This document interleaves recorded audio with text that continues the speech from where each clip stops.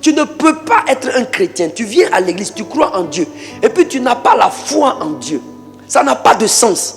Ça n'a aucun sens. Parfois de perdre son temps à se dire chrétien, enfant de Dieu.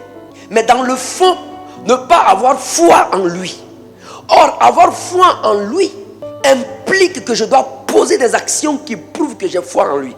Et des gens doivent me trouver parfois insensé. J'ai vu plein de personnes mettre Dieu de côté, mettre Dieu au second plan pour se focaliser sur des choses. Et après, ils ont regretté.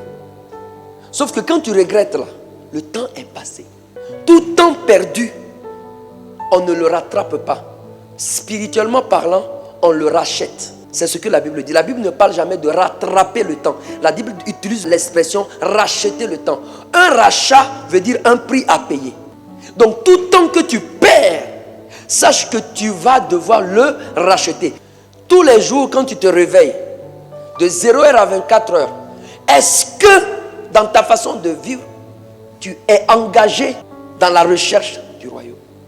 Dieu dit, cherchez premièrement le royaume et la justice de Dieu, et toutes ces choses vous seront données par-dessus tout. Dieu veut que tu brilles en cherchant premièrement le royaume.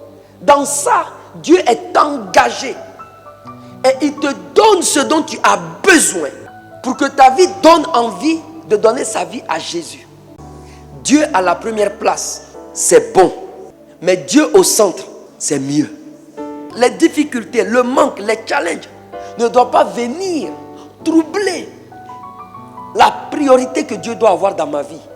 Tellement les challenges, les défis t'ont oppressé, t'ont fatigué, t'ont intoxiqué qu'à un moment donné tu t'es dit, bon ok, on va laisser Dieu de côté d'abord et puis on va... Et Dieu au centre te donne la capacité de mettre tout à sa place.